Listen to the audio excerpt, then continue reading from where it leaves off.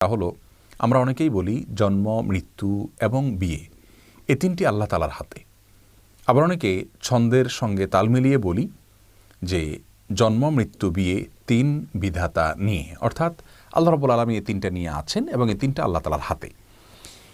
আপাত দৃষ্টিতে মনে হচ্ছে যে এটি তাকদীরের প্রতি বিশ্বাস এর কথা প্রকাশ করা ভালো কথা, কিন্তু মূলত এটি আল্লাহ রাব্বুল আলামিনের যে তাকদীর রয়েছে সেটাকে সীমাবদ্ধ করার শামিল।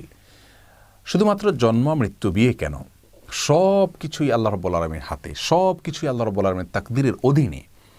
আমরা কি করব কি না করব আল্লাহ রাব্বুল আলামিন আগে থেকে জানেন, তিনি লিখে রেখেছেন। তার তাকদীর আমাদেরকে বাধ্য করছে, ব্যাপারটি সেরকম নয়, বরং আমরা যা করতাম, আমাদের যে গন্তব্য, আমাদের যে কর্ম, সেটা আল্লাহ তাআলা আগে থেকে জানেন, তিনি লিখে রেখেছেন। তার তাকদীরের বাইরে কিছুই নেই। শুধুমাত্র জন্ম, মৃত্যু, বিয়ে কেন, আমাদের উপার্জন, আমাদের খাদ্য, আমাদের রিজিক, আমাদের সব বিষয়গুলোই আল্লাহ রাব্বুল